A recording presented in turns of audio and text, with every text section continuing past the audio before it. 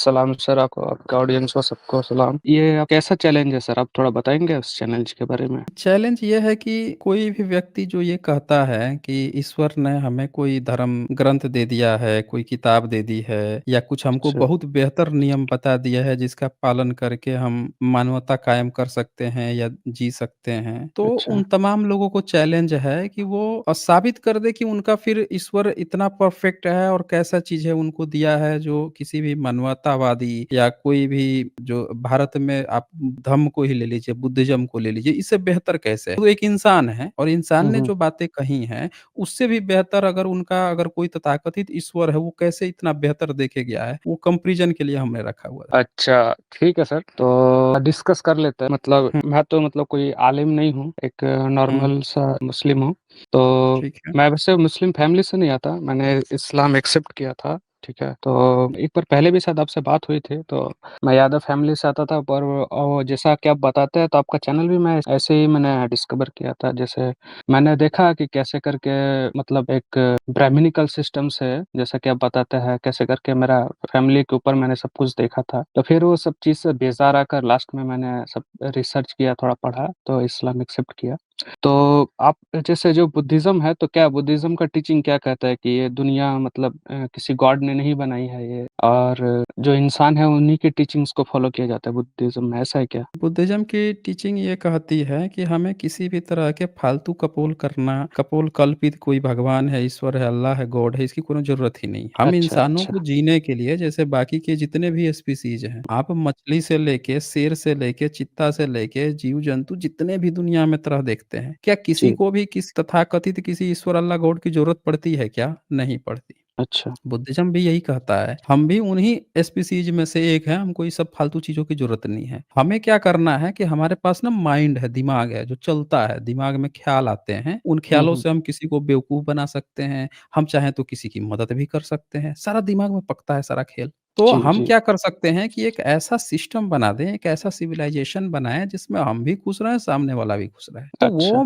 मानवीय संवेदनाओं पे काम करने की बात करता है कि हम हुँ, अगर ऐसे कुछ नियम को पालन करें जैसे पंचशील के सिद्धांत हैं। हुँ। पंचशील के सिद्धांत आप समझते हैं क्या होता है? इसके बारे में तो नई जानकारी है मुझे। मंसिल के सिद्धांत पे इस्लाम क्या कहता है मैं आपको बताता हूँ। अगर आपको कोई क्वेश्चन है इस पे कि यहाँ पे गलत है या सही है, तो आप मुझे तो मतलब पूछिएगा। इस्लाम के जो 5 नियम हैं वो बता देंगे आप हमें? क्या वो बताते हैं 5 नियम क्या फ़ॉलो करना चाहिए? 5 नियम तो नहीं है, 5 पिलर कहा जाता है, जैसे कि हाँ, पिलर बता दीजिए। नमाज़ पढ़ना, ज़कात देना, हज करना, इस्तात हो तो, शहादत देना, अल्लाह और उनके रसूल पर ईमान ले आना, और ज़कात देना। अच्छा, तो इस 5 नियम में से ये आपने पहला कहा क्या शहादा?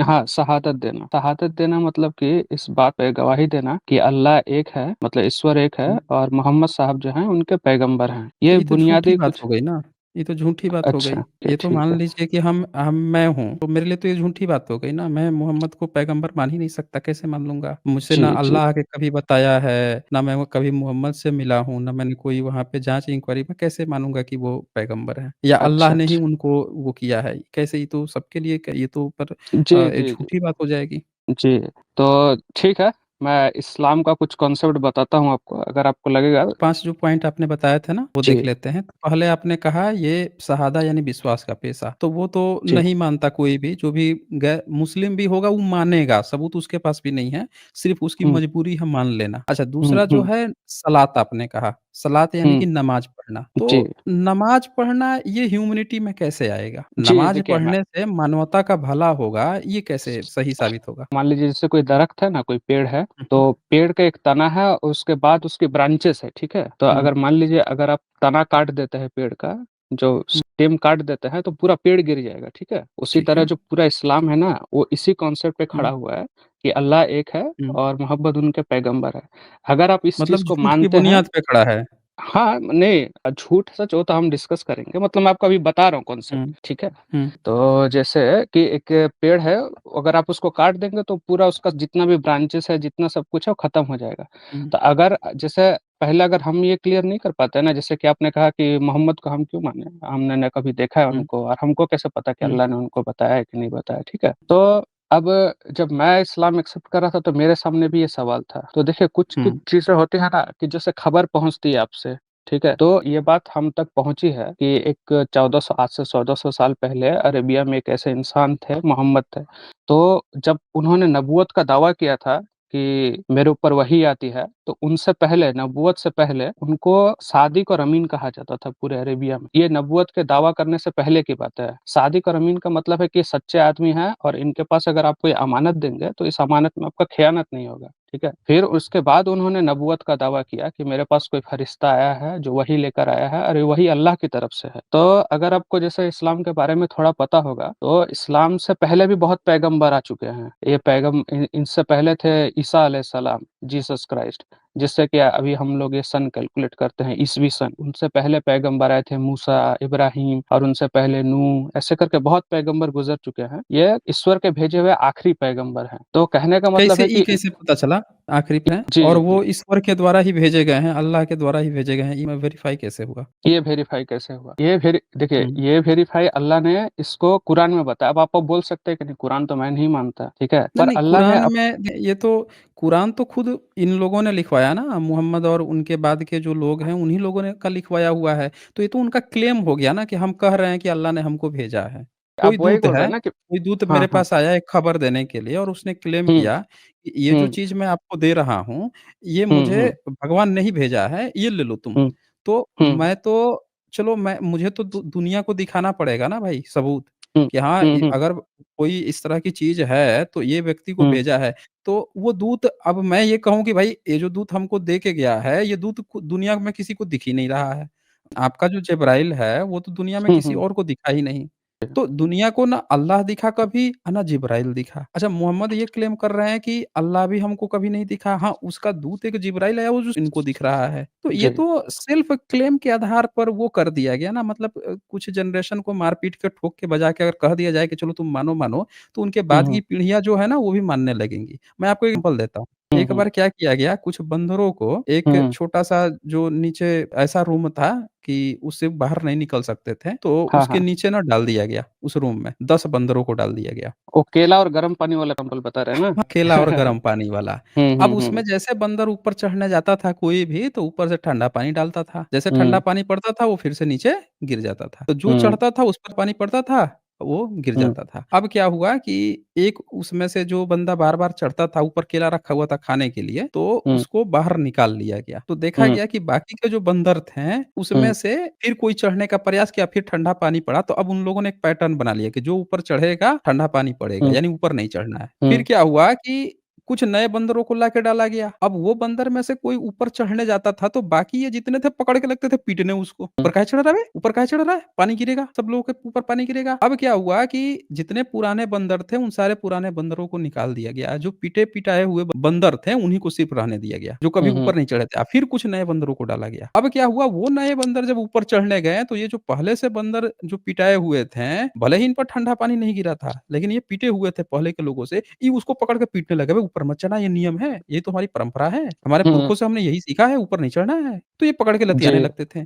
तो आपका ये जो कांसेप्ट आप जो बता रहे हैं, आपको भी किसी ने बताया है, उनको भी किसी ने बताया है, लेकिन बताया हकीकत है। ये है कि जो मोहम्मद हैं, उनके समय में मोहम्मद ने खुद ही जिब्राइल को मतलब उन्होंने अल्लाह को नहीं देखा था, ना जिब्राइल को किसी और ने देखा था। यानी उस समय अगर ये चीज़ सेक्रेट रूप से लागू कर दी गई, तो वो चीज़ आज तक सब लोग सिर्फ मान रहे हैं। वेरिफिकेशन तो हुँ। हुआ नहीं, गवाहियाँ हुई ही नहीं है, सबूत है ही नहीं।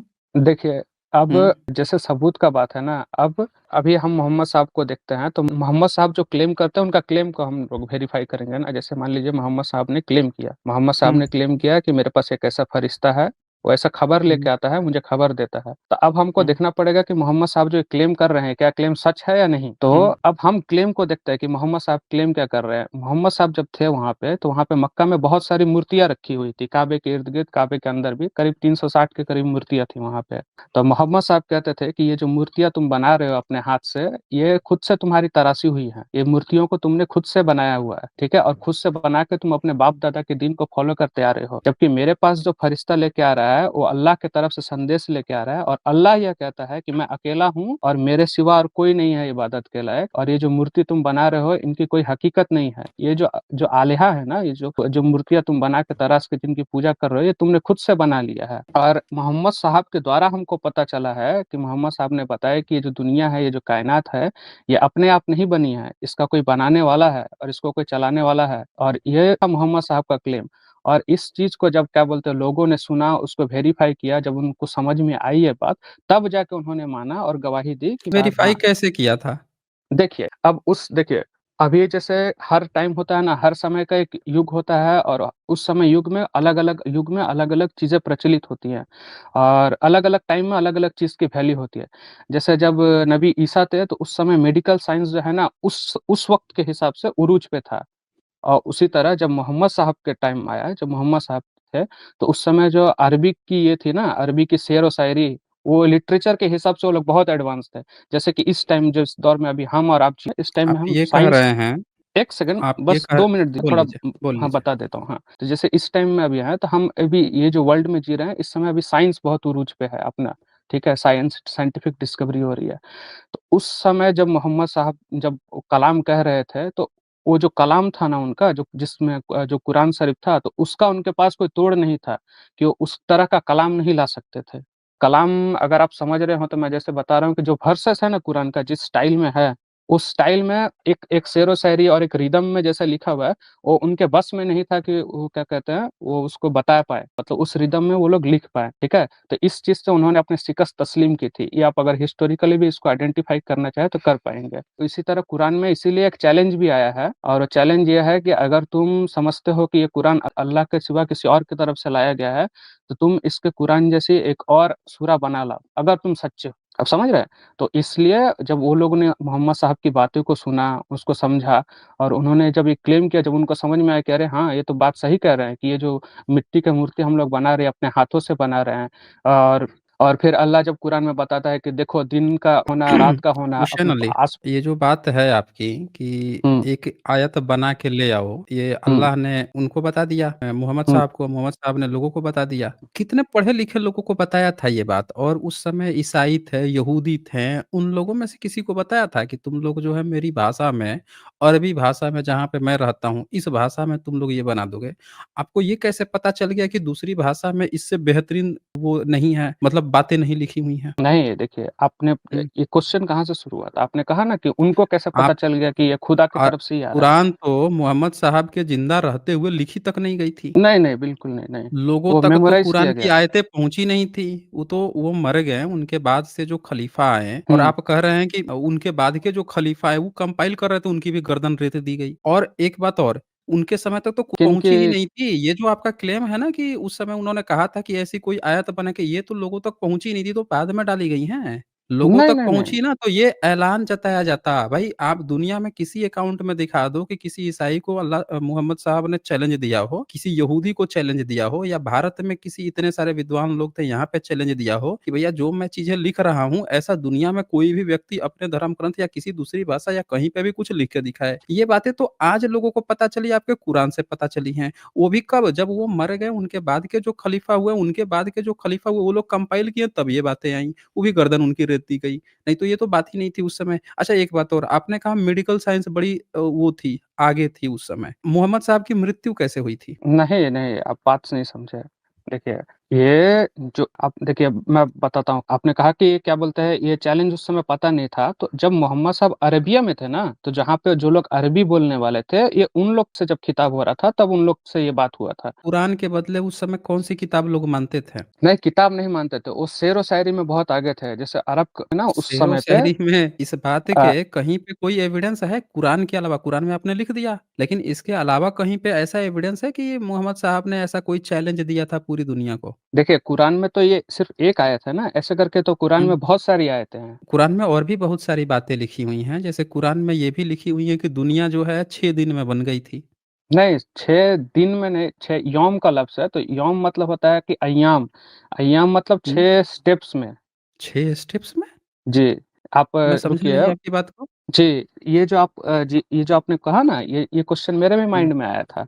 तो ये अच्छा, जब अच्छा। मैंने हाँ जी, ये मैंने जो जानकार हैं उनसे जब मैं सवाल किया था तो मुझे पता चला कि ये 6 नहीं, दिन नहीं है जानकार जो से नहीं होता है, जानकार तो कुछ भी अपना कहानी बना के सुना देगा वो। हाँ, तो जानकार का क्या करना है? हमें तो जो ऑथेंटिक किताबें हैं आपकी, उसको देखना पड़ेगा ना, वो क्या कर अच्छा दिन और रात है ये हमको कैसे पता चलता है? जब दिन आता है, जब सूरज हुँ। चढ़ता है और जब सूरज आइए ढल आइए जाता है तो चेक इसको पता चल समझते हैं ना? जाएगा कि वो जो भी क्लेम कर रहे थे अल्लाह के नाम पे, कि अल्लाह ने हुँ, ये किया, लोग वेरीफ़ाई करके सही मान ले रहे थे, चेक कर लेते हैं कि वो क्लेम कितने सही हैं। ये जी। देखिए ये एक क्लेम है, दिख रहा है आपको? हाँ। ये 7-4 है ये पढ़ सकते हैं क्या लिखा है? He is who created heavens and earth instead and established himself on the throne. He knows whatever goes into the earth and whatever comes out from it, and whatever descends from the sky, whatever ascends to it. He is wherever you are, for Allah all seeing of what you do. जी, जी। मैंने इसके बारे में पूछा था तो उन्होंने देखिए मैं उनका जवाब मैं बता देता हूँ, अगर आप संतुष्ट नहीं हो तो इस पे हम कर सकते हैं। तो जैसे कि मैंने आपको पहले इसका मैं जवाब देता हूँ, फिर मैं असल मुद्दे पे आता हूँ, ठीक है? तो ये जो 6 दिन का लफ्ज़ है ना, तो उन्होंने जैसे बताया था हुँ, हमको कि जैसे दिन और रात, हम कैसे दिन और रात मेज़र करते हैं कि धरती पे दिन और रात है, तो धरती पे दिन जैसे मान लीजिए 24 घंटे में दिन और रात हो जाते हैं। उसी तरह आप दूसरे प्लैनेट्स पे जाएँगे तो उन पे दिन और रात की तादाद अलग है। तो उन्होंने कहा कि ये दिन और रात धरती के हिसाब से नहीं है, ये दिन और रात अय्याम है। जैसे कुरान में जो भी आपको समझाया आपका कैपिटल सी काट दिया, क्योंकि जिब्राइल तो धरती पे आया था मोहम्मद साहब को बताने के लिए, मोहम्मद साहब यही चैलेंज पूरी दुनिया को दे रहे थे कि भाई ऐसी आयत बना के दिखा ले, अल्लाह ने स्पेशल धरती वासियों के लिए, अरबियों के लिए स्पेशल ये आयत भेजी है। और वो आपका कैपिटल सी काट दिया कि भैया ये धरती के लिए ही नहीं है, कहीं और के लिए है। आपको एलियन बना दिए।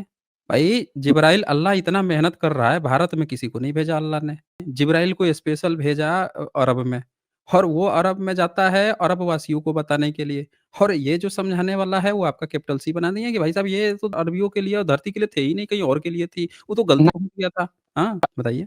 तो क्या साइंस जर्नी चाहिए, बात समझिए जैसे नहीं, ये नहीं, हम ऐसा बात बात समझ नहीं रहे है हैं कि आपकी। इंडिया सुनिए, सुनिए, हम आपकी बात ऐसा समझ बात नहीं रहे है हैं, लेकिन एक बात बताइए जिब्राइल जो है वो कहाँ पे गया था? अरब में गया था ना, अरबियों को जी, बताने ना। भई मोहम्मद साहब को ही तो बताने गया था, धरतीवासियों को बताने गया था, ज्ञान देने गया था। यहाँ पे जी, जब आप लोग फँस जाते हो कि 6 दिन में धरती को बना दिया, ज जैसे ये फँस जाते हो इस चीज़ को, तो आपको किसी ने बेवकूफ़ बना दिया जस्टिफ़ाई करने के लिए। भाई मोहम्मद साहब ने भी ऐसे ही पूरी दुनिया को बना दिया, आप कह रहे हैं लोग वेरिफ़िकेशन कर दिए कि हाँ, 6 दिन में बना था और उनको अपना पैगंबर मान लिए। 6 देखिए दिन में ज दुनिया बन ही नहीं सकती है। देखिए, जब हम किसी को पैगंबर मानते हैं ना, जब हमको ये कन्फर्म हो जाता है, जब हम मानते हैं कि हुँ। नहीं ये पैगंबर है, अल्लाह का पैगंबर है, तो हमको पहले जानना पड़ेगा कि अल्लाह है मानने कि की नहीं? ज़रूरत क्यों है?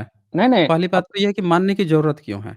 अच्छा क्यों एक बात ज़रूरत है? बताइए हाँ, तो मानने की ज़रूरत ये ही क्यों है? सवाल आपके मन में नहीं उठता है कि यहाँ पे एक चीज़ गलती आ गई, एक और चीज़ मैं हाँ, दिखाता हूँ आपको। आपके मोहम्मद साहब जो हैं, एक शादी किए थे एक बच्ची से, हुँ, हुँ, पोती की उम्र की थी, किए थे ना? हुँ, तो हाँ, वो बताइए कि अल्लाह जो है ऐसा काम क्यों करवाएगा? देखिए बताइए? मेरी बात समझिए, ये देखिए, अल ये आपका वेडलॉक मैरिज निकाह जो है, ओटी हुँ, है, जिसमें बताया जा रहा है कि 6 साल की बच्ची जो है शी वाज़ 6 इयर्स ओल्ड 6 साल की बच्ची थी और 9 साल की उम्र में उसके साथ बिस्तर पे गए थे, 6 साल में निकाह किए थे।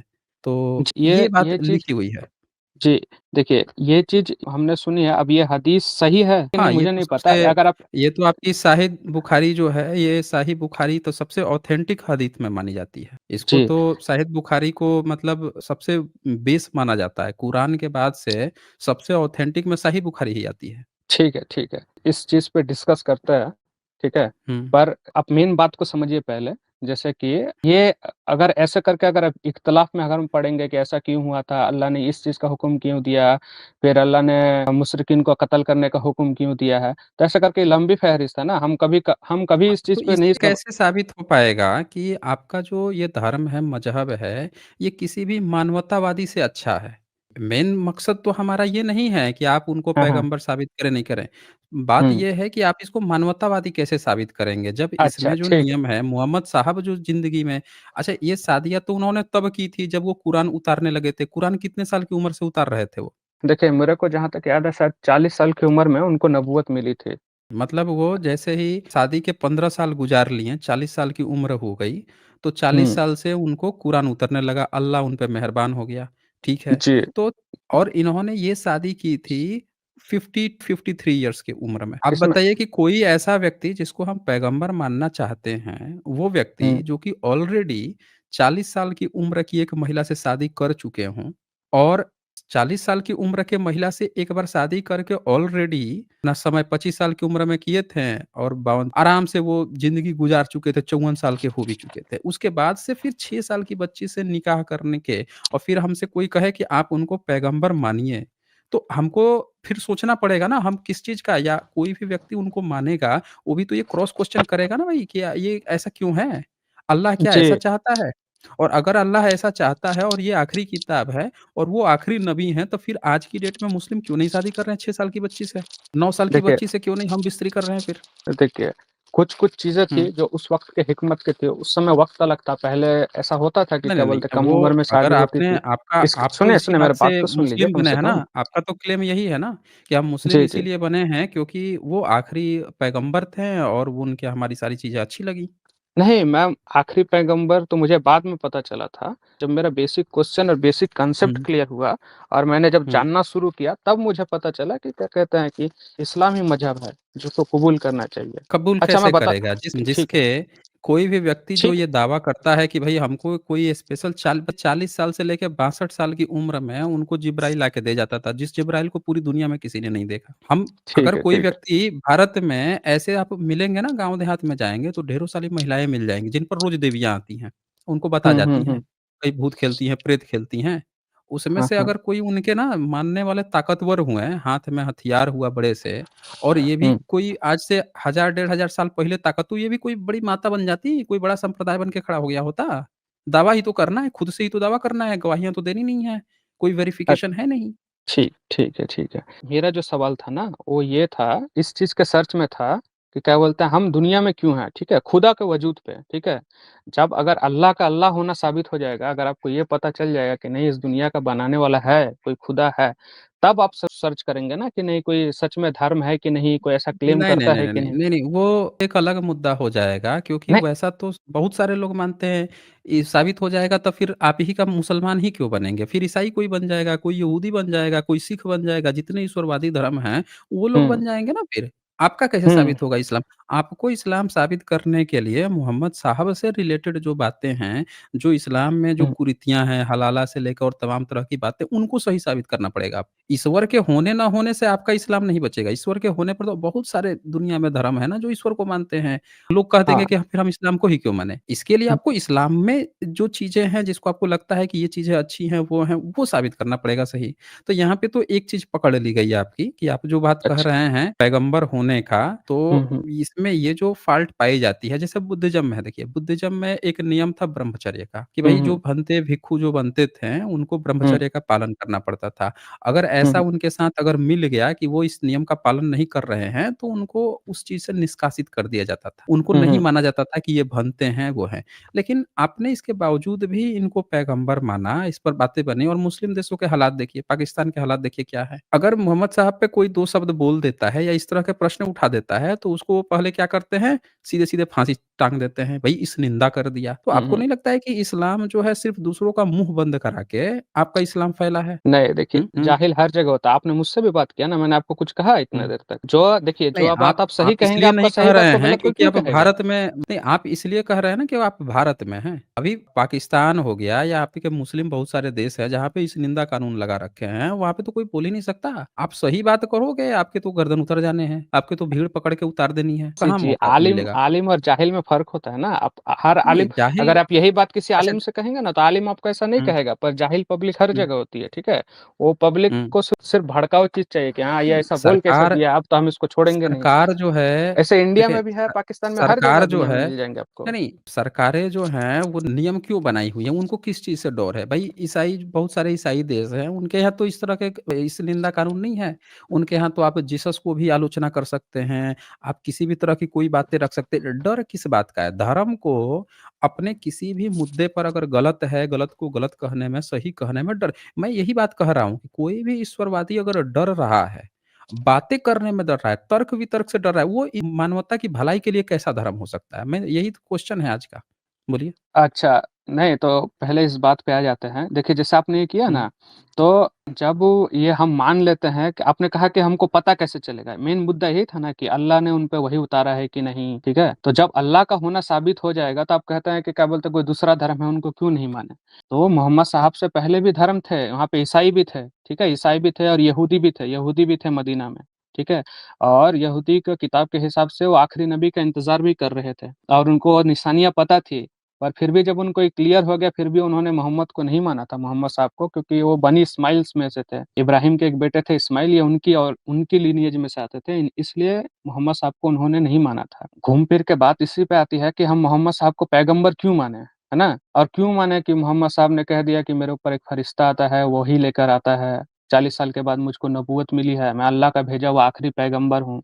ये बात हमको उनके मैसेज से क्लियर होती है। मैसेज से नहीं क्लियर होती ना, ये कोई व्यक्ति का सेल्फ क्लेम है।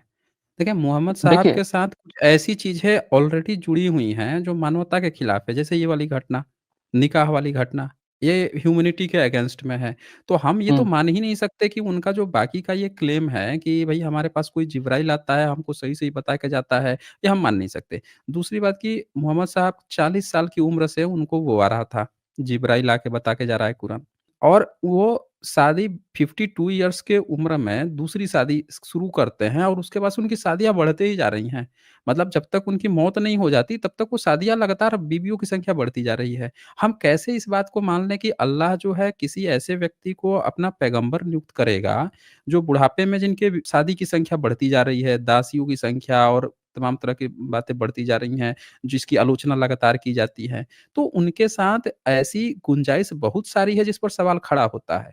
तो ये बात है ना कि उनको जिब्राइल आके कह जाता था, फिर जिब्राइल किसी और को दिखता नहीं था, ये तो झूठी बात प्रतीत हो रही है। इसमें ट्रांसपेरेंसी नहीं है। अगर एक बार ये होता ना कि कैरेक्टर जो है वो एकदम क्लियर है, बिल्कुल क्लियर है। जैसे आप देखेंगे बुद्धिज़्म में तो भिक्षुओं को कहा गया था कि भई आप ब्रह्मचर्य रहिए, बुद्ध का हेलो। भी ऐसे क्लियर था। उन पे भी तमाम तरह के आरोप लगाने की कोशिश की गई। आपकी साउंड आ रही है। तो तमाम तरह हाँ, की हाँ, उन आ रही पे है, आ भी रही है। आरोप लगाने की कोशिश हुए, लेकिन आप देखें वहाँ पे दूध का दूध और पानी का पानी एकदम क्लियर हो जाता है कि भाई उनके किसी भी तरह के इस तरह से महिलाओं के इस तरह की चीज़ें नहीं थी, या भोग या इस तरह की चीज़ें नहीं थी। या अगर इस तरह के भिक्षु कोई करता हुआ पाया भी जाएगा तो उसको बहिष्कृत कर दिया जाता था। तो ये बुद्धिज़्म में ये नियम थे। थोपा नहीं गया कि भाई ये सब करने के बाद भी आपको मानते रहना है भाई साहब, ऐसा तो नहीं किया गया। तो मैं वही पूछ रहा हूँ कि हम कैसे इस चीज़ को मान लेंगे? आप मान लेंगे, चलो आपने इस्लाम ग्रहण कर लिया या जो मुस्लिम है, चलो उनकी मजबूरी है कि भाई मुस्लिम है तो हम मान लेते हैं, गलत को भी हुँ। जस्टिफाई। दूसरा कोई व्यक्ति क्यों मानेगा? देखिए, पहला बात तो कि कुरान में कहीं नहीं लिखा है या कहीं कोई मजबूर नहीं करता कि आपको 6 साल की उम्र में ही किसी से शादी करना पड़ेगा, ठीक है? हाँ, वही कह रहा और हूँ।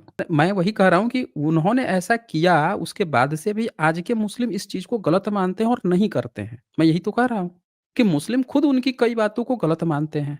हाँ, नहीं देखिए, ये हुँ, तो पैगंबर मोहम्मद ने खुद कहा कि दुनिया की उम्र को तुम मुझसे बेहतर जानते हो। इसका एक हदीस भी आता है कि कुछ हुँ, लोग थे जो अरब में रिवाज था कि वो लोग क्या करते थे कि खजूर को फीमेल और मेल खजूर को एक साथ मिलाते थे, मिला के ऐसे बांध देते थे, तो उससे उनका खजूर का पैदावार ज़्यादा आता था। तो एक दिन पैगंबर मोहम्मद ऐसे ही गुजर रहे थे और उन्होंने पूछा कि तुम क्या कर रहे हो? तो बताया कि हम तो ये कर रहे हैं कि ऐसे मिलाते हैं तो हमारा पैदावार ज़्यादा आता है। तो वो कहते हैं कि अगर ऐसा नहीं करो तो वो बोल फिर उन्होंने उनका बात मान लिया वैसे ही और नहीं किया, तो उस साल खजूर का पैदावार कम हुआ। तो फिर वो शिकायत लेकर पहुँचे कि आपने तो कहा था और हमने ऐसे छोड़ दिया, तो अब हम क्या करें? हमारा पैदावार कम हुआ। तो फिर तब पैगंबर मोहम्मद ने कहा था कि दुनिया का जो चीज़ तुमको ज़्यादा फ़ायदा पहुँचाए, उसे अपना लो, क्योंकि दुनिया की उम्र को तुम हुँ, मुझसे बेहतर जानते हो। पर दीन में जो मैं हुँ, कहूँ, उसको ले लो, क्योंकि दीन की हुँ। उम्र को मैं तुमसे ज़्यादा अच्छा जानता हूँ। तो दुनिया में अगर आपको किसी चीज़ में फ़ायदा हो रहा है, तो आप ले लीजिए, तो पैगंबर मोहम्मद ने खुद कहा है। नहीं, पैगंबर मोहम्मद ने कहा है फ़ायदा हो रहा है तो ले लो। एक बात बताइए, हाँ, फ़ायदा जब आपका बाबर का फ़ायदा भारत में हुआ तो घाटा भी तो किसी का हुआ। भारत में जो मुस्लिमों ने मुगल शासन आया, तुगलक और ये जितने भी आए हैं तो उनका तो हुँ, फ़ायदा हो गया। ये तो बड़ा अच्छा बात है भाई, हमको फ़ायदा हो रहा है। ब्राह्मणिज़्म भी तो यही कहता है, हमको फ़ायदे के लिए बाकी दूसरों को सूली पे लटका दो भाई, उनके शोषण कर लो, हक अधिकार छीन लो। तो इसमें देखिए अपने फ़ायदे के लिए आप जो है किसी दूसरे को लूटते हैं, खसोटते हैं। मुस्लिमों की सारे मुस्लिम भारत में देखिए कैसे आए हैं। कौन हुँ, आया है भाई भारत में घूमते-घामते प्रचार करने के लिए धर्म का? भारत में अकबर से लेके अब अकबर तो ख़ैर बाद में मिली विरासत मिल गई। बाबर आया, तुगलक आए सब, वो खिलजी आए। तो भारत में तो ये घुसतूर्क आए हैं, अफ़गान आए हैं, सब तो आ ही तो रहे थे, लड़ाई झगड़ा करने आते थे, प्रचार करने तो कोई नहीं गया। जबकि आप नहीं। बुद्धिज़्म को देखेंगे, बुद्धिज़्म को हुँ, तो चीन का राजा बुद्धिस्ट मॉन्क्स को बुलाता है, राजा कभी नहीं गए।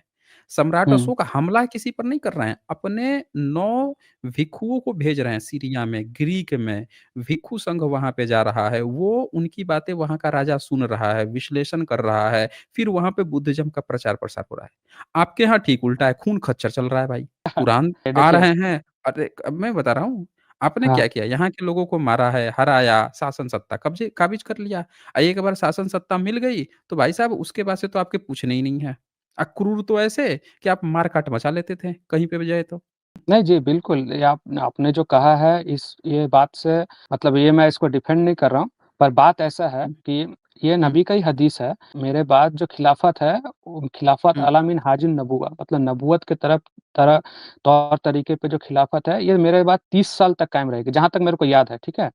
तो ये जो 30 हुँ, साल है ना, तो 30 साल में आपके अबू बकर, उमर, उस्मान हुँ, और अली, ये 4 खलीफा आते हैं और इमाम हसन का सिर्फ़ 6 महीना का टेन्योर आता है, ठीक है? तो ये जो 4 है ना, इनसे आप असली इस्लामिक हुकूमत का क्या बोलते हैं, ये ले सकते हैं कि इन्होंने जो अपने टेन्योर में किया है, वो सही है। इसके बाद से जो है ना, वो खिलाफत नहीं रहती, वो फिर मुल्कियत बन जाती है। मतलब जिसको राजशाही कहते हैं ना, राजा का शासन, वो राजा का हुँ। शासन। उसके बाद से जितने भी मुसलमान शासक हुए हैं, ये सिर्फ़ मुसलमान शासक हैं। मतलब क्या कहते हैं, इनका ये मोटिव नहीं था कि हम धर्म का प्रचार करेंगे या अपना देखिए धर्म को आगे लेके जाएँगे। इनका चलिए, काम था कोई कि कोई मारो, बात नहीं। पीटो, मेरे लूटो। ख़्याल से हम लोग ना बहुत सारी बातें करते रह जाएँगे, लेकिन अच्छा। कन्क्लूज़न नहीं निकल पाएगा। तो हम ऐसा करते हैं, आपके जो 5 खंभे स्तंभ बताए गए हैं, वो हुँ, दिखा हुँ। देता हूँ। अब बुद्धिज़्म का भी एक बार दिखा देता हूँ, लोग खुद कन्क्लूड कर लेंगे। ये आपके जी। 5 जो बताए गए हैं, पहला शहादा विश्वास का पेशा। आपको खुद हुँ, से विश्वास करना है, कोई वेरिफ़िकेशन सबूत की ज़रूरत नहीं है। बस लोग मानते आ रहे हैं, किसी आलिम ने किसी ने कह दिया, तो चुपचाप आपको मान लेना है कि भई मोहम्मद पैगंबर जो हैं आपके वो हैं, क्या नाम है उसके, मैसेंजर हैं और अल्लाह हुँ, आपका है, मान लेना है। दूसरा आपका हुँ, सलात, नमाज़ पढ़ना। हुँ, नमाज़ हुँ, में सब लोग जानते हैं आप कुछ जाएँगे, उठक-बैठक करेंगे, अपने पीछे ऊपर कुछ जो उठाते-बैठाते हैं जैसे करेंगे और कुछ मंत्र-वंत्र क्या आपके यहाँ होता है, आयत होता है, उसको पढ़ेंगे। इसका भी हुँ, हुँ, ह्यूमैनिटी से कुछ लेना-देना नहीं है। कोई करे या ना हुँ, करे हुँ, कोई फ़र्क नहीं पड़ता। ये पहला हुँ, वाला भी कोई करे ना करे, कोई मानवता पे फ़र्क नहीं पड़ता। तीसरा है ज़कात दान। दान तो चलो आप सबको दान दोगे कि नहीं दोगे, क्या करोगे या अपने ही इस्लाम को बढ़ाने के लिए दान दोगे, ये आप पे डिपेंड करता है। तो अगेन हुँ, इसका पूरे मानवता से कुछ भी लेना-देना नहीं है। ऑल हुँ, ह्यूमैनिटी के लिए आपका इस्लाम यहाँ पे भी तीसरे दफ़े पे भी फेल हो जाता है। चौथा है सोम, रमज़ान में उपवास, ये भी फेल हो जाता है क्योंकि रमज़ान हुँ, उपवास आप रखते हो, उससे पूरी दुनिया का या इंसानियत का भला नहीं होना है। उसके बाद से अच्छा। 5वाँ है हज, मक्का की तीर्थ यात्रा। कोई मक्का हुँ, की हज यात्रा कर ले तो आप तो गैर मुस्लिम को 3 किलोमीटर पहले से ही प्रतिबंधित कर रखे हो, गैर मुस्लिम को तो भीतर ही नहीं घुसने देते। तो अगेन ये हुँ, 5वाँ भी आपका जो पिलर है इस्लाम का वो भी सारी मानवता के लिए ना होके सिर्फ़ इस्लाम की के लिए ही है। आपके पाँचों अच्छा। पिलर जो है इस्लाम के लिए ही हैं, ना कि हर एक मानवतावादी या हर एक इंसान के लिए है, नहीं है। हुँ, चलिए अब मैं बुद्धिज़्म के 5 पिलर दिखा देता हूँ। ताकि एक कन्क्लूज़न पे लोग पहुँच सकें और बुद्धिज़्म के जो पंचशील है, वो आप एक बार नज़र देख लीजिए। तो बुद्धिज़्म के जो पंचशील हैं, वो 5 नैतिक सिद्धांत हैं। तो हुँ, पहला नियम है हिंसा ना करना, हिंसा से बचना, इससे मानवता की भलाई है। अगर हुँ, हमने ये मान लिया कि आप चाहे जितना अपने धर्म के लिए ना दंगा-फ़साद कर लो, हुँ, आप चाहे बुद्ध की आलोचना ही क्यों ना कर दो, आप बुद्धिज़्म की, लेकिन भैया हम दंगा-फ़साद नहीं करेंगे। आप हमारी अच्छा। किताब को ना आप त्रिपिटक को ही कुछ वो कर दो, कह दो कि भैया हमने इसको तोड़ दिए, फोड़ दिए, कर दिए। दूसरे धर्म वाले तो मार-काट कर देंगे, हमारे धर्म ग्रंथ को नुकसान पहुँचेगा, मार-काट, दंगा-फ़साद। बुद्धिज़्म ये हुँ, नहीं करता, वो हिंसा नहीं करेगा। वो कहेगा कोई बात नहीं किताब को तुमने नष्ट किया है, हम फिर से दोबारा किताब लिख लेंगे, हम मानवता के लिए ये मानवता के लिए है। वो कभी हिंसा नहीं अच्छा। करेगा वो। हुँ, दूसरा है चोरी ना करना। भई हुँ, बुद्धिज़्म ये सबकी भलाई के लिए। आप मेहनत करके आते हैं, दूसरा आके चोरी करके खा गया फ्री में, फ्री फंड में। मेहनत किए हुँ, हैं आप, खा कोई और रहा है। तो ये सारी मानवता की भलाई के लिए, चाहे आप मुस्लिम हो, चाहे आप जो हैं सिख हो, चाहे ईसाई हो, चाहे किसी भी दुनिया के धर्म हैं, हर एक हुँ, धर्म के लिए ये दोनों नियम फ़ायदेमंद होंगे, हिंसा ना करना, चोरी ना करना। इसके बाद से व्यभिचार ना करना। अब मान लीजिए कि कोई हुँ, व्यक्ति है, शादीशुदा है, कोई हुँ, कहीं और चक्कर मार रहा है, मुँह मार रहा है, जैसे हुँ, व्यभिचार की बहुत सारी घटनाएँ आती रहती हैं। तो हुँ, आप हुँ, चाहे जिस धर्म के हों, किसी भी धर्म के हों, अगर हुँ, व्यभिचार कोई नहीं कर रहा है, तो सबके भलाई के लिए है। हुँ, नहीं तो कोई भी धर्म में कहीं भी कोई व्यभिचार करेगा, तो वो तो फिर गलत होगा। जैसे मुस्लिम्स के कई सारी संस्थान हैं, जो अपने को कहते हैं कट्टर मुस्लिम है। जैसे आईएसआईएस जो था, वो क्या करता हुँ, था, गुलामों को गुलाम बना के या उनके साथ सेक्स करवा रहा था। तो व्यभिचार हुँ, ये सारी व्यभिचार की श्रेणी में है। तो ये पूरी दुनिया की भलाई के लिए है। फिर है झूठ ना बोलना। अब अगर झूठ आप नहीं बोलते हैं, कहीं गवाही हुँ, देनी है, आपने किसी का पक्ष ले लिया, झूठ बोल हुँ, दिया, तो बेचारा वो गलत हो गया। तो उसके आपने नुकसान कर दिया। आपके झूठ के कारण आपने मानवता की भलाई वो नहीं कर पाए आप। लेकिन अगर आप झूठ नहीं बोलते हैं, सच बोलते हैं, तो आपकी भी भलाई है, पूरी दुनिया की भलाई है। तो अगेन ये सब पे लागू होता है। फिर है नशा ना करना। तो नशा ना करना तो आप में भी है, मुस्लिम में, इस्लाम में भी नशा को प्रतिबंध माना गया है। ये एक कॉमन फैक्टर आपसे मिल जाता है। तो हुँ, बाकी हुँ, नशा ना करना पूरी दुनिया की भलाई के लिए है। तो अगर हम दोनों को कंपेयर करते हैं, तो हमें हुँ, क्या मिलता है कि आपके जो 5 पिलर थे सिर्फ़ इस्लाम की भलाई के लिए थे। अब जैसे भी हैं, अच्छे हैं या बुरे जो भी हैं, आपके इस्लाम के लिए थे। लेकिन जी, बुद्धिज़्म के जो 5 पिलर थे, ये पूरी दुनिया की भलाई के लिए हैं। इससे अच्छा, हर एक व्यक्ति इस नियमों को मानकर किसी का भी बुरा नहीं हो सकता, फ़ायदा ही होगा। तो ये ठीक है। यही मैंने आज टॉपिक रखा था कि दुनिया के जितने भी ईश्वरवादी हैं, जिनके ईश्वर ने उनको जो भी चीज़ दिया है, ज्ञान दिया, जो भी दिया एक्स, वाई, जेड, क्या वो ये साबित कर सकते हैं कि बुद्धिज़्म के धर्म से वो बेहतर हैं? उनका तो एक मानवता, बात उनके बताइए सिद्धांत जो साइंस हैं। सैनिक जी, ये जो है हुँ, हिंसा ना करना, चोरी ना करना, व्यभिचार ना करना, झूठ ना बोलना, आपने कहा कि इस्लाम भी कहता है नशा ना करना। तो ये तो हुँ। इस्लाम भी कहता है हिंसा नहीं करना, ये तो नहीं, इस्लाम नहीं, भी आपके कहता है। पर मोहम्मद जो हैं तलवार उठा के 2-2 लड़ाइयाँ लड़े हैं भाई साहब। आखिरी हाँ, तो लड़ाई जहाँ पे खैबर की तो ज़रूरी लड़ाई होगा में वहाँ तो हिंसा गर्दा करना कर दिए पड़ेगा थे। ना। मैं देखिए वही बोल रहा हूँ, ज खैबर की लड़ाई नहीं, हिंसा पर अगर वो आ गए तो वो फिर भेजे हुए अल्लाह के पैगंबर नहीं थे।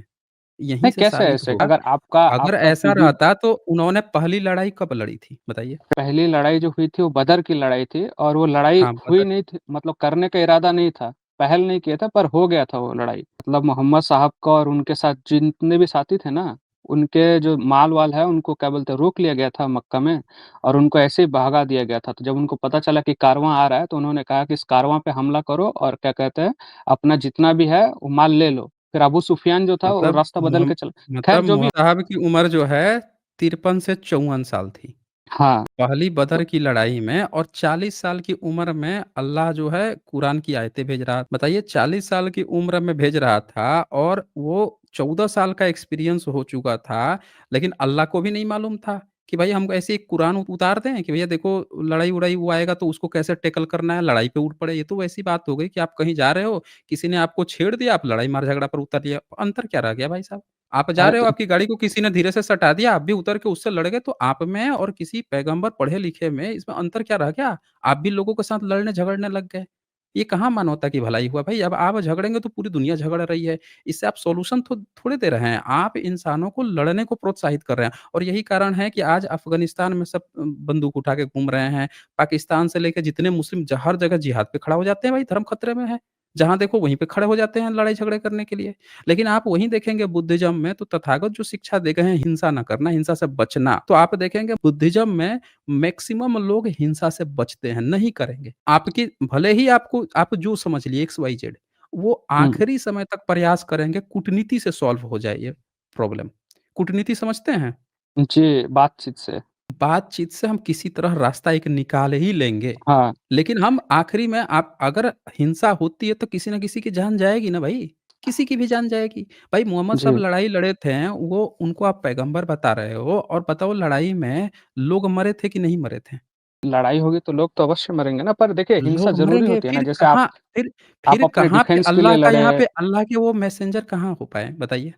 जब मैं उनको देखिए भी अपने इंसानों की जान खोनी पड़ रही है फिर कह रहे हो अल्लाह का भी ऊपर से देख रहा है, किताबें भी प्रॉपर वो भेज रहा है, कुरान की आयतें भी प्रॉपर भेज रहा है फिर इंसान की जानें भी जा रही हैं। क्या फ़ायदा उस जिब्राइल के आने से और वो ज्ञान देने से जब एक इंसान की मौत भी हो रही है, प्रॉपर उस पर अल्लाह की नज़र भी है। इसका मतलब कि इंसानों से कमज़ोर पड़ गया अल्लाह? नहीं, ऐसा नहीं है सामने ना। वाले जो इंसान बा थे मेरा उनसे एक कमज़ोर एक पड़ गया, सेकंड फिर एक तो सेकंड। अल्लाह सबसे बड़ा नहीं, नहीं, पाती नहीं, हो गया। हाँ, बोलिए? बात एक सेकंड। जैसे जो इस्लाम का कॉन्सेप्ट है ना, वो ऐसा है कि क्या बोलते हैं, हुँ। ये ज़िंदगी हमारी ये मतलब परमानेंट नहीं नहीं, है। नहीं। इस नहीं, नहीं ज़िंदगी के भई बाद एक अल्लाह और जो ज़िंदगी है, है। अल्लाह के लिए चाहे मोहम्मद हो, चाहे सामने वाला हो, हर व्यक्ति ना उनके लिए बराबर होना चाहिए था। एक माँ के 2 बेटे हो ना, तो एक बुरा भी हो जाए ना, एक खराब भी हो जाए ना, तो वो दोनों उसके लिए बराबर हैं। वो नहीं कहेगी कि ए बेटा, तू दूसरे वाले बेटे को मार दे, खत्म कर दे, हिंसा कर दे, कभी नहीं कहेगी। आपका ये कांसेप्ट ही यहीं खतरे में आ जाता है जब वो हिंसा के लिए उकसावा दे रहे हैं। समझ रहे हैं ना? नहीं भाई मोहम्मद तो साहब अगर हथियार नहीं उठाए होते, अगर उन पर अल्लाह की वाक़ई में कोई वो थी, कुरान की आयतें उतर रही थी, तो बुद्धिज़्म ने तो हथियार नहीं उठाया। तथागत ने कभी नहीं वो दी, लेकिन फिर भी वो दुनिया के सबसे बड़े धर्म मज़हब में बाहर निकल के आए। आज भी बहुत सारे दुनिया में जा रहे हैं, लेकिन कभी बुद्धिज़्म लड़ाई के लिए, हिंसा के लिए बदनाम नहीं हुआ। आप हिंसा के लिए बदनाम हैं। इस्लाम हिंसा के लिए बदनाम हो चुका है। हकीकत जी, यही है। हिंसा के लिए बदनाम हुआ ऐसा है, ऐसा नहीं है कि क्या कहते हैं सब अच्छे हैं, है। और मतलब क्या बोलते हैं, ये जो आपने कहा था ना कि क्या बोलते हैं हिंसा करते हैं, तो मैं आपको जो एग्ज़ाम्पल दे रहा था कि 4 खलीफा के बाद, तो जो चौथे खलीफा थे ना मुआविया, तो उसमें एक लोग आते हैं और पूछते हैं कि ये जो आपका बादशाह है, आपका चाचा का बेटा मुआविया, ये तो कहता है कि लोगों को नाहक कत्ल करो, उनका माल लूटो, जबकि अल्लाह तो ये कुरान में ऐसा करने मना करता है। तब वो कहता है कि वो जो काम जो ऐसा कहता है जिसमें क्या कहते हैं कुरान और हदीस तुम्हारे साथ है, उसको मानो और जो क्या बोलते हैं उसके खिलाफ चलाता है उसको छोड़ दो। तो ऐसा बात नहीं है, जो बादशाह हुआ है या क्या कहते हैं जो भी पब्लिक जिसका भी फ़ायदा होता है ना, वो धर्म को अपने हिसाब से यूज़ करता है हिंसा करने के लिए। तो तो आपके मोहम्मद साहब के बारे में तो यही बात आ सकती है ना कि जब आपके मोहम्मद साहब के पास जब पावर आ गई, सत्ता आ गई, तो उन्होंने भी इस चीज़ का मिसयूज़ किया। उन्होंने भी नहीं वही काम किया जो बाकी सारे राजा करते थे कि जब ढेर सारे पैसे हो जाए, वो हो जाए, ढेर सारी शादियाँ करो, ढेर सारे उसमें रहो। वही काम नहीं, तो अगर फिर उनके मोहम्मद साहब फिर भी हम ऐसा करते पैगंबर कैसे मानेंगे बताइए आप हमें? जी, मोहम्मद साहब को भी अगर यही करना होता तो जब फ़तह मक्का हुआ था 10,000 की हुँ, फ़ौज लेके जब मक्का पे गए थे, तो सबको कत्ल कर देते, जिन्होंने इतना टॉर्चर हुँ, किया, इतना मुसलमानों को हुँ। कत्ल किया। तो उनके पास भी मतलब पावर थी उस आप समय, ये सबको भई कत्ल कर ऐसा देते, पर है उन्होंने ऐसा नहीं नहीं, किया नहीं, ना। नहीं, ए उन्होंने एक मिनट, कहा एक कि मिनट। जो हारी हुई जनता की कोई कत्ल नहीं करता। ये पूरी दुनिया का इस्लाम छोड़ दीजिए, पूरी दुनिया का ये वो है। ये तो नहीं बाबर और कहाँ अकबर को अरे! बाबर और अकबर को देख लीजिए ना। अब कहिएगा कि बाबर और अकबर भी अल्लाह के पैगंबर हैं। हाँ, बाबर इब्राहिम लोदी को मार दिया, तो क्या उसने जनता का जाके कत्ल किया? नहीं किया। अकबर ने जब हरा दिया हेमचंद्र हेमू को, तो क्या उसने हुँ, बाकी सारी जनता का कत्ल किया? नहीं किया कत्ल। उल्टे कहा कि जो हमसे आके मिलना चाहता है, आके मिल जाओ, हमारी दास्ताँ स्वीकार कर लो। तो आप कहोगे कि चूँकि अकबर और बाबर जो हैं, ये भी पैगंबर हो गए? आप अच्छा ऐसी आप तुलना कर रहे हो मोहम्मद साहब से, ठीक जो है, कि ठीक है। हर राजा करता था भाई, प्रजा को कोई नहीं मारता, सिर्फ़ सैनिकों को मारते थे। भारत-पाकिस्तान में लड़ाई हुई थी, तो आप हाँ, ध्यान से इस बात को देखिएगा, लड़ाई हो रही थी, हुँ, तो आम जनता के बीच में बम नहीं गिराए जा रहे थे। हुँ। हमेशा सैन्य अड्डों को निशाना बनाया जाता है। लड़ाई के भी सिद्धांत हैं। तो आपको इंटरनेशनल ऐसा वार भी आप जब आपको ऐसा होता है क्यों ना लगता है कि ऐसा क्यों किया जाता है? हाँ, ऐसा ऐसा क्यों किया इसलिए जाता कि होगा? क्योंकि भई पब्लिक को क्यों मारा जाएगा? पब्लिक को क्यों मारा पब्लिक को जाए? कोई नहीं अ, मारता, ये नियम का पालन पूरी दुनिया करती है। आप उसको मुहम्मद साहब के पैगम्बरी से जोड़ रहे हो कि ऐसा कर अच्छा देते तो गलत है। अच्छा एक बात बताओ खैबर की लड़ाई क्यों किए थे मोहम्मद साहब? अच्छा, नहीं रुकिए इस आखिरी बात लड़ाई थी इसको ना, डिस्कस कर लेते हैं पहले, उसके बाद आते हैं क्यों मक्का किए थे। को तो फ़तह के लिए चलो आपने कह दिया कि भाई मक्का पे उनको फ़तह करनी थी तो उन्होंने कर लिए, कई लोगों की जान गँवाई। भाई उन्होंने खैबर की लड़ाई की क्या ज़रूरत पड़ गई थी? नहीं, खैबर में ऐसा हुआ था ना कि एक यहूदी ने एक मुस्लिम महिला को छेड़ दिया था बाज़ार में, ठीक है? और ये उनके बता दें कि उनके उनके और खैबर कुरान में वालों के कहाँ पे बीच में लिखा हुआ है ये बात? कुरान में नहीं, आपको मेरे को नहीं पता हदीस में भी मिलेगा कि नहीं, क्योंकि हदीस तो वो हुँ। कहता है कि जो पैगंबर कहीं भी मोहम्मद नहीं ने लिखा कहा। हुआ है ये बात। एक बात कहीं भी नहीं लिखी हुई है जो आप बात कह रहे हैं। आपको ये हिस्टोरिकल रिकॉर्ड मैंने कहा ना कि मैं आलिम नहीं हूँ, पर मैंने ये पढ़ा है कि ये आपको सीरतुन नबी मैं में ये इस वाक़या पर मिल जाएगा। बहुत अच्छी तरह से इस पर रिसर्च किया हूँ खैबर की लड़ाई पे। खैबर की हाँ, लड़ाई में जो क्लेम है कि यहूदियों ने ये कर दिया था, संधि एक हुई थी। हाँ, संधि एक इनका पैक्ट तो था, एक उन्होंने तोड़ संधि दिया हुई था। थी, उसमें हाँ, आपने क्या कहा है कि उन्होंने तोड़ दिया है, मोहम्मद साहब ने ऐसा कहा था। हुँ, हुँ। हकीकत ये थी कि कोई संधि नहीं टूटी थी, अकाल पड़ा ठीक है, था। इसके बारे में मेरे को कभी क्लियर रिसर्च आपके नहीं है। कुरान में लिखा हुआ है कि आपके हाँ, मोहम्मद साहब कहते हैं कि अकाल पड़ा हुआ है, तो ये लोग क्या करते हैं, उस पर हमला करते हैं ताकि वहाँ से लूट के सामान लाके अपना भला कर सकें। कोई संधि-वंधि टूटने को वो तो बेचारा चुपचाप अपना करता है। अच्छा उसको चलो आप उस पर हमला किए, उसकी बीवी को क्यों उठा के लेके आए? खैबर में ऐसा हुआ था। देखिए, सीरत की किताब में मैंने ये वाक़या पढ़ा है, पर उतना हुँ। तफ़सील से नहीं पढ़ा है। इसको लेकर मैं मतलब आपको आप ज़्यादा बताइए इनसाइट नहीं दे पाऊँगा इस रिलेटेड।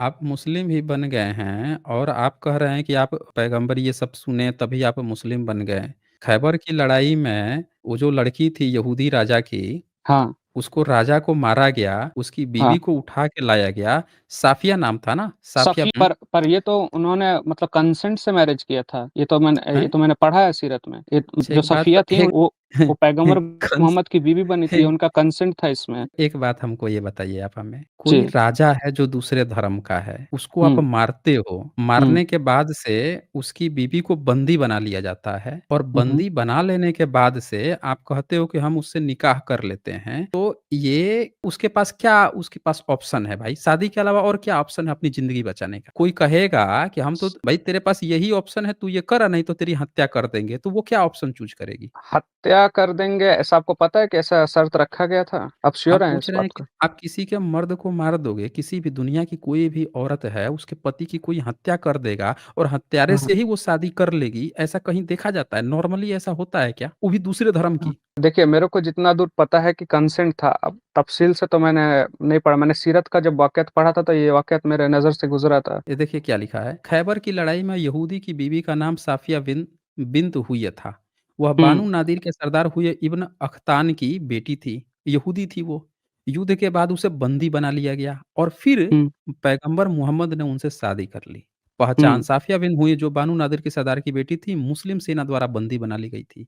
तो हुँ। हम तो ये नहीं समझ पा रहे हैं कि एक महिला को जब आप बंदी बना लोगे, तो उसके पास अपनी ज़िंदगी जीने के लिए जो ऑलरेडी दास है वो किसी से भी कोई भी शादी कर लेगा। मोहम्मद साहब की तो ऑलरेडी बीवी थी ना मतलब ऑलरेडी तो वो मैरिड थे ही, कई सारे उनकी जी, पत्नियाँ थी ही। जी। उसको वो रिलैक्स ही करना था तो छोड़ देते हैं कि चलो हम तुमको आज़ाद करते हैं, जाओ अपनी ज़िंदगी जी लीजिए। भाई बीवी बना लेना आप वो भी वो महिला क्यों बीवी बनने को तैयार हो रही है जबकि वो दूसरे धर्म की है और उसके पति की हत्या की गई है। कोई अपने हत्यारे से पति के हत्यारे से ही कोई शादी करेगा। आप ये सारी इतनी सारी घटनाएँ हैं, इनको देख के आप कैसे कह रहे हो कि हम लोग मान लें कि भई वो पैगंबर थे? देखिए, पैगंबर जो होता है ना, वो आने वाले मुस्तकबिल की भी कुछ खबर देता है और कुछ ऐसी बातें करता नहीं, है, नहीं, क्या वैसा कहते हैं, नहीं होता है। नहीं तो जब किसी मुस्तकबिल की खबर कोई जो कैसे दे जो देगा? आप कह रहे हो ना, आपका मानना है ना, आप मानना मान नहीं है, लिए हो। हदीस की किताब में जैसे आप कि 20 की किताब जब मैंने खोली थी, तो आपने पहला यही सवाल लगा था कि ये ऑथेंटिक है कि नहीं है? जी, जी। आपकी अगर सारी हदीसें खोल दी जाएँगी ना, तो आप हाँ। उसमें से खुद ही फ़िल्टर करने लग जाओगे कि नहीं ये हदीस वाला नहीं मानूँगा, ये वाला नहीं मानूँगा। आपके सारे ये जितने भी मुस्लिम लोग हैं, जो आलिम और मुफ्ती और मौलाना लोग हैं, ये जब हुँ, हदीसें हुँ। खुलती हैं, तो भागने लगते हैं ये, बचाने के लिए, देखिए धर्म बचाने के लिए।